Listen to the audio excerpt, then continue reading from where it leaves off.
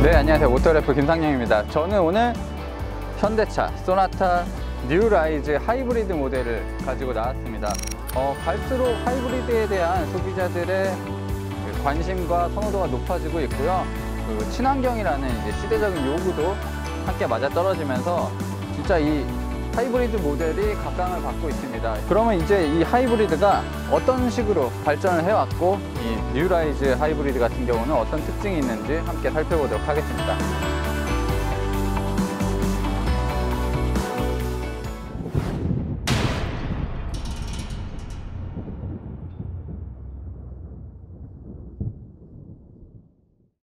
저희가 아쉽게도 지금 뉴라이즈 기본 모델에 대한 시승기가 없는 관계로 좀 세부적인 디자인 설명도 해드리도록 하겠습니다. 일단 저는 YF의 디자인은 뭐 그렇다 치고 LF 소나타의 디자인은 저는 굉장히 좀 좋다고 평가를 했습니다. NF에서 이어지는 약간 좀 그런 무던함이 좀 있었고, 패밀리카로서 그리고 대중적인 차로서 좀 튀지 않는 모습, 그러면서도 뭔가 다부지고 그런 느낌이 있었는데, 이 뉴라이즈 같은 경우는 사실 엄청 파격적이라고 봐야 될 것 같아요. 진짜 그릴이 진짜 넓어졌어요. 그릴이 넓어지고, 예전에는 진짜 뭐 사다리꼴, 육각형 그런 모양이었는데 지금 캐스케이딩 그릴이라고 하면서 이런 부분에 굴곡을 조금씩 주기 시작했습니다. 현대차가 뭔가 한국적인 요소, 그리고 뭐 자연적인 요소, 웅장함 이런 게 담겨 있다고 하는데 뭐 그런 부분까지는 잘 모르겠고, 이건 진짜 하이브리드 모델은 예전이면 진짜 친환경 차라고 해서 이제 진짜 매끈하게 그리고 좀 착하게 뭐 그런 식으로 디자인을 했는데, 이런 범퍼 디자인이라든지 이런 부분이 좀 싸나움이 느껴지기도 해요. 기본적으로 이 뉴라이즈가 좀 싸나운 느낌도 있지만 강렬하고 뭔가 스포티한 느낌도 많이 들어가 있는 것 같습니다. 헤드램프도 약간 환한 눈처럼 좀 치켜 올라가 있습니다. 이 푸른빛 보이시죠? 이 푸른빛이 하이브리드를 상징하는, 친환경을 상징하는 그런 포인트 같은데 약간 좀 오묘한 느낌입니다. 그리고 LED 인텔리전트 시스템, 메인 헤드램프만 LED고 방향 지시등 부분은 그냥 할로겐이네요. 이것도 LED로 해줘야 되는 거 아닌가? 그래야 전력 소비도 좀 줄어들고, 풀 LED 헤드램프라고 이렇게 좀 광고도 때리고. 이건 왜 이렇게 했을까? 주간주행 등도 LED를 모두 활용을 했고, 이런 안개등 부분도 LED를 쓰면서 좀 전력 소비를 줄인 모습입니다. 그리고 요즘은 뭐 하이브리드만 이렇진 않아요. 거의 요즘은 모든 차가 이런 식으로 구멍을 뚫어놔서 공기를 조금 더 원활하게 빠지게끔 하고 있습니다. 예전 하이브리드는 내가 하이브리드라는 걸 엄청 티내는 좀 과장된 디자인들이 많았습니다. 뭐 이 차 같은 경우도 일반적인 뉴라이즈 모델과는 좀 많이 차별화된 부분이 있는데 뭔가 그렇게 유난스럽게 그걸 티내진 않은 것 같아요. 일단 전통적으로 내려오는 이 하이브리드의 디자인 특징 중 하나가 이제 휠. 이 휠도 진짜 오래된 디자인을 계속 업그레이드 하고 있는 휠인데, 공기 저항을 줄이기 위해서 이런 식으로 좀 구멍들을 작게 디자인을 했는데, 뭔가 냉각이라든지 이런 데는 좀 일반적인 모델보다는 손해를 볼 것 같습니다. 그리고 타이어 같은 경우는 한국 타이어에서 연료 효율성 그리고 승차감 쪽으로 조금 초점이 맞춰진 타이어가 장착이 됐고요. 하이브리드 모델에는 이 전력을 좀 아끼기 위해서 LED를 많이 넣었었고, 지금도 약간 일반적인 LED 램프와는 디자인이 많이 다르죠. 조금 더 특색 있게 가다듬어 놨습니다. 또 어쨌든 요즘 트렌드가 패밀리카도 조금 특색 있고, 그리고 싸나운 느낌도 있고, 뭐 캠리에 비하면 양호한 수준이죠. 뭐 그런 게 추세인 것 같아요. 트렁크를 먼저 살펴볼 텐데요. 버튼이 없어요. 버튼이 안 보이시죠? 여기 이렇게 손 넣는 부분도 없고, 여기도 아니고. 분명히 뭔가 있을 것 같아서 이런 데 눌러봤거든요. 이런 데 눌러보고 이렇게 하다 보니까 여기 이렇게 버튼이 있네요. 요 위치에 버튼이 있습니다. 근데 트렁크 공간이 예전에는 하이브리드 모델들이 배터리 위치 때문에 트렁크 공간이 많이 비좁았는데, 지금 이 차 같은 경우는 일반적인 수준이에요. 지금 이 밑부분에 배터리가 있거든요. 원래는 뒷좌석과 이 사이 쪽에 있었는데 좀 아예 트렁크 쪽으로 빼놓은 모습이고, 기본적으로 소나타가 실내 공간이 상당히 넓고 트렁크 공간이 넓다 보니까 좁다는 느낌이 들지 않아요. 뭐 안타깝게 소나타 같은 경우는 뒷좌석이 접히진 않아요. 뒷좌석이 접히진 않고 이렇게 스키스루 방식으로 열리긴 합니다. 자, 하이브리드는 뭐다? 두 개의 심장을 가지고 있다. 이 현대차가 굉장히 강조하던 거죠. 두 개의 심장. 와, 엔진룸도 되게 예전보다 훨씬 깔끔해졌고, 국산차 하이브리드 최초로는 이제 직분사 엔진을 쓰기 시작했습니다. 독특한 하이브리드 구조를 지금 쓰고 있고, 이런 파워 유닛 같은 부분도 독자적으로 만들고 있습니다. 사실 현대차가 원래 독자 개발 뭐 이런 걸 좋아하기도 하는데, 이 하이브리드 같은 경우는 도요타나 GM이 워낙 많은 특허를 갖고 있기 때문에 사실 그거를 피하기 위해서는 어쩔 수 없이 이 독자 방식으로 만들었어야 해요. 오, 확실히 그 실내 공간의 쾌적함이라든지 이런 공간이 나오는 것 자체는, 아, 현대차는 진짜 세계에서 세 손가락 안에 들지 않을까. 어쨌든 그 정도로 이 공간을 뽑아내는 능력은 탁월합니다.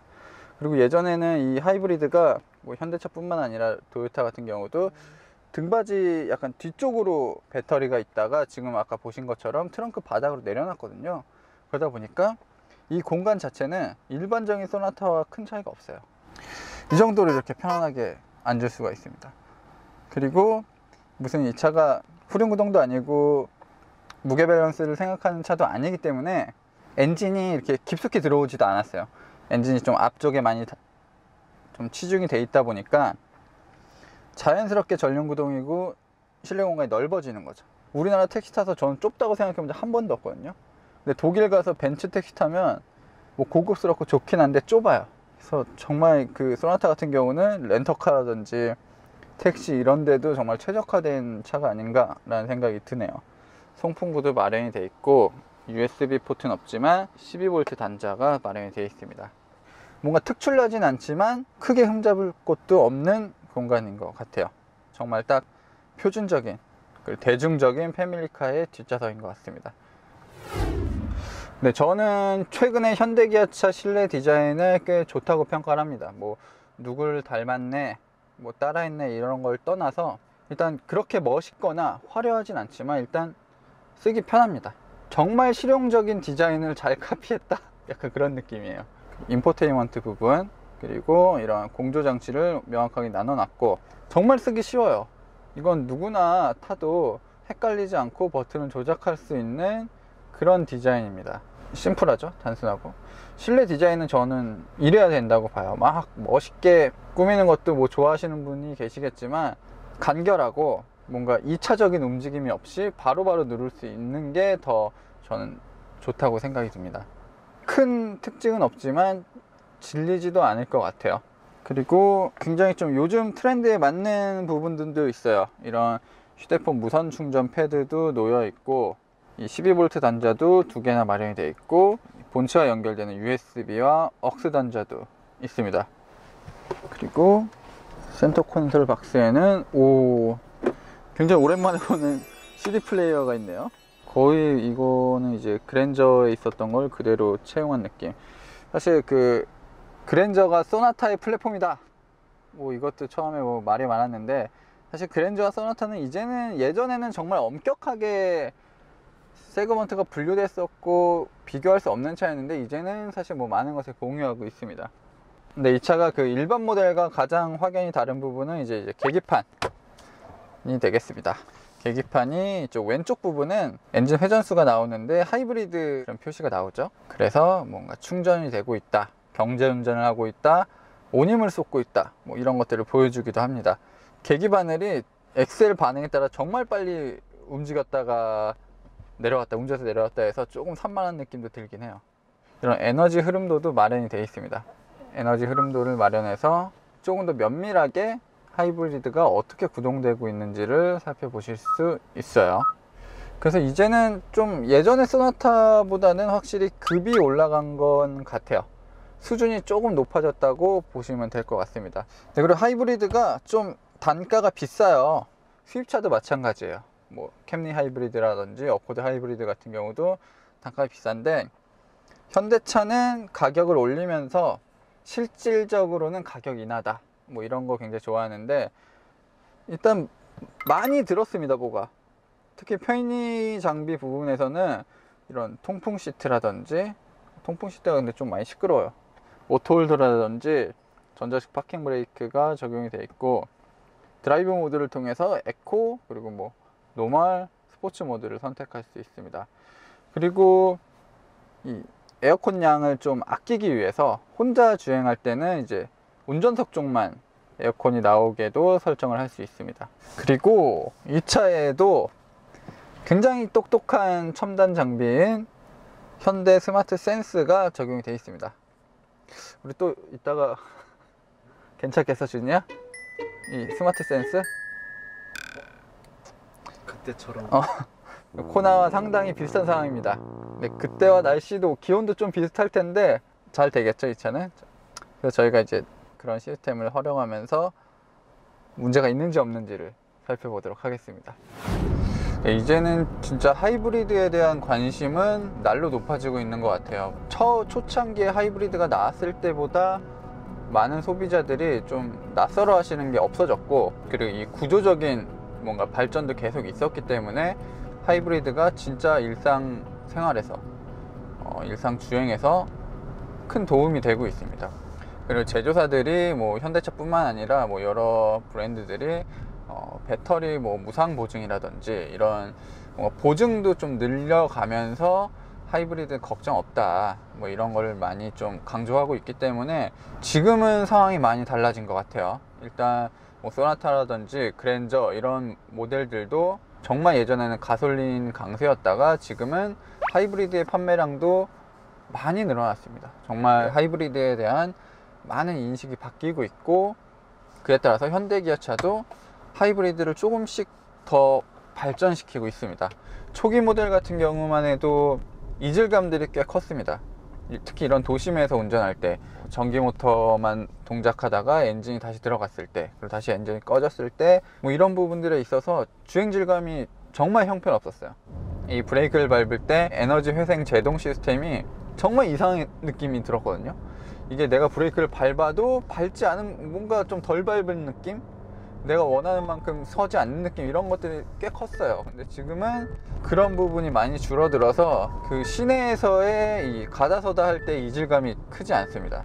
그리고 무엇보다 그 토요타 렉서스 하이브리드에 비해서 현대기아차가 이 브레이크 감각이 더 나아요, 하이브리드 모델은요. 자, 일단 그 현대차의 하이브리드를 좀 설명해 드리면 잔머리가 좋아요. 진짜 잔머리가 좋은 게 뭐냐면, 혼다와 토요타, 일본에서 시작된 이 하이브리드의 열풍을 정말 이 두 브랜드가 이끌어 가고 있었는데, 사실 그 두 브랜드가 갈 길이 조금 달랐습니다. 생각하는 게요. 토요타는 비중이 큰 하이브리드를 개발을 했어요, 처음부터. 그래서 전기로만 가게 한다든지 전기차 모드가 있다든지 뭐 여러 가지로 그런 쪽으로 노력을 계속 했고, 혼다 같은 경우는 그냥 내연기관을 조금 도와준다, 어시스트 개념의 하이브리드를 만들기 시작했습니다. 이 현대차는 어떻게 보면 토요타보다는 혼다 쪽에 가까운 이 어시스트 개념의 하이브리드를 만들기 시작했어요, 처음에.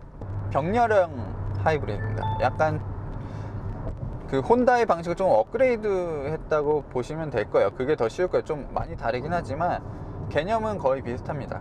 일단 토요타나 혼다가 CVT에 올인을 했을 때, 현대차는 하이브리드 전용 변속기를 만들기 시작했어요. 전용 변속기를 만들면서 뭔가 직결감이라든지 뭔가 주행 성능 쪽에서 조금 더 어필할 수 있게끔 세팅을 해놨고, 엔진과 모터, 변속기가 놓이는 방식에서 독특하게 엔진 클러치라는 부품을 집어넣었습니다. 그래서 모터와 엔진 사이를 띄었다 붙였다 할 수 있게끔 만든 거예요.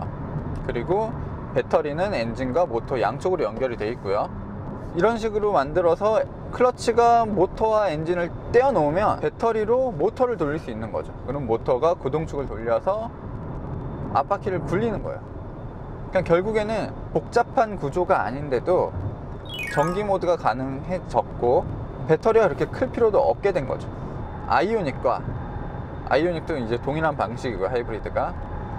프리우스, 신형 프리우스를 비교했을 때도 저희가 주유소에서 풀투풀로 한 200-300km를 달렸을 때 오히려 아이오닉이 연비가 더 좋게 나올 때가 많았어요. 실연비요. 이 트립 말고 그 정도로 뭔가 현대차가 잔머리를 잘 굴리는 거죠. 정말 저비용으로 효율을 극대화낼 수 있는, 정말 이런 데 최적화되어 있는 회사인 거죠.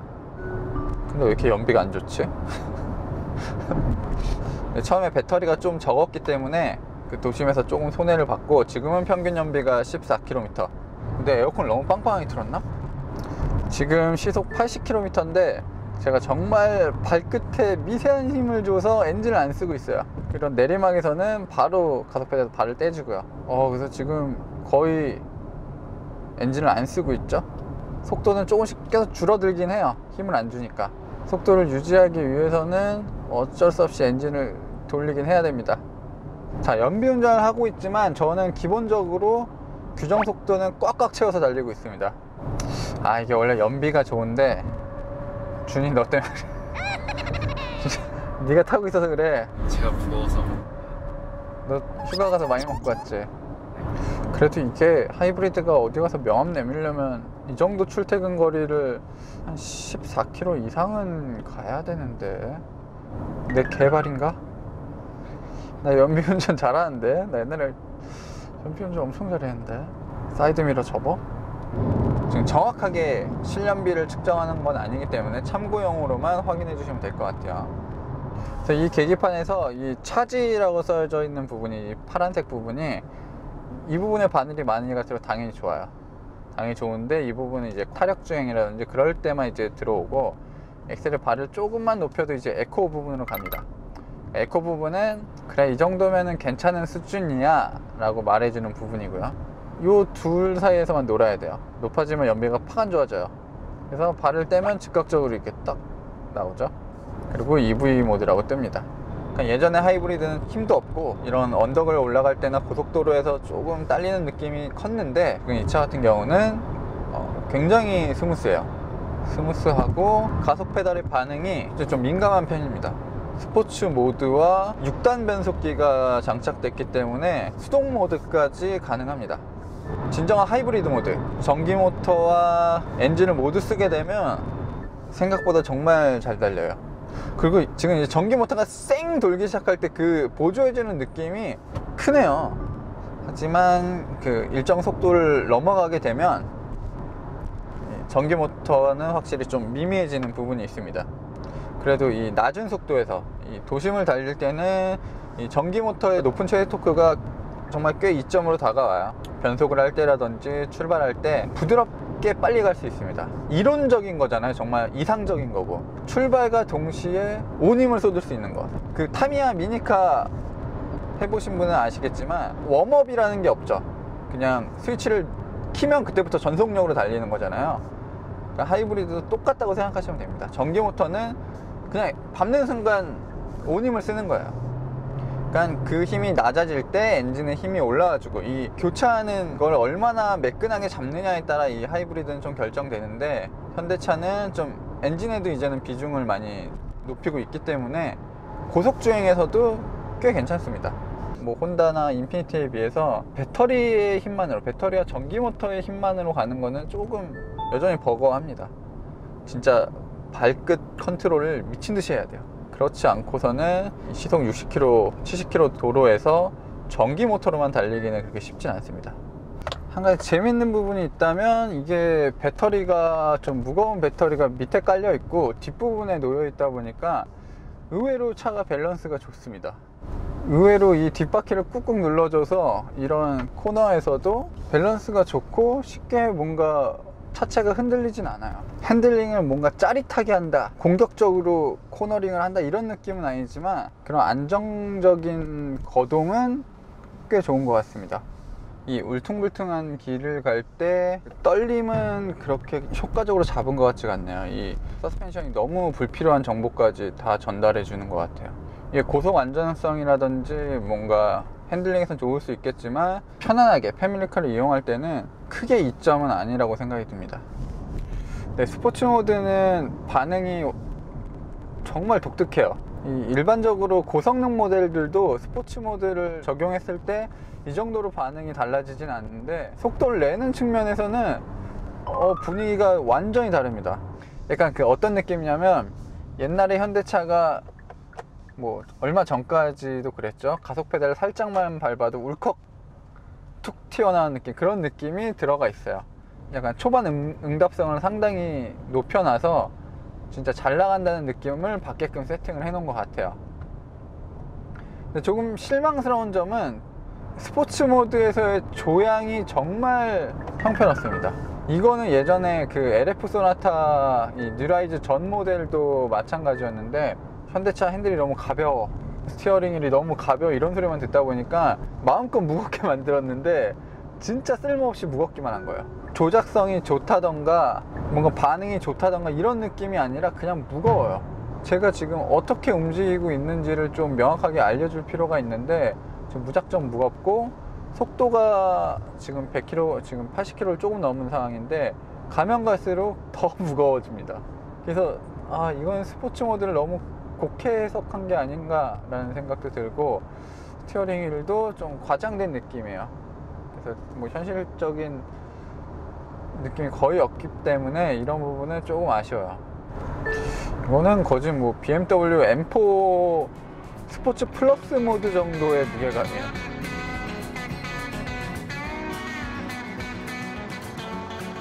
네, 함께 소나타 뉴라이즈 하이브리드 모델을 살펴봤습니다. 저는 뭐 이 뉴라이즈 뿐만 아니라 뭐 최근에 K5, K7 하이브리드 그리고 그랜저 하이브리드까지 모두 경험을 했었는데요. 사실 이 동일한 파워트레인이 적용된 모델들은 이 짧은 시간에서는 크게 단점을 잡기 힘들 정도로 좀 성숙도가 좋아진 것 같다는 느낌을 받았습니다. 다만 아쉬운 부분은 우수한 연비가 나오진 않았습니다. 환경이 오늘 덥고 에어컨을 많이 틀고 이런 걸 수도 있겠지만, 분명히 제가 기대했던 거는 뭐 14점 몇, 뭐 이거보다는 훨씬 위에 있었기 때문에 그런 부분은 조금 아쉽고, 어쨌든 이 하이브리드의 역사는 그렇게 길지 않고 현대 기아차도 계속해서 발전하고 있기 때문에 뭐 앞으로는 조금 더 나아질 거라고 생각이 듭니다. 뭐 기회가 되면 다시 한번 좋은 환경에서 하이브리드를 시승하면서 어떤 환경에서 연비가 더 좋게 나오는지, 그리고 뭐 그런 하이브리드의 장단점도 살펴보도록 하겠습니다. 저는 지금까지 모터랩 김상영이었습니다.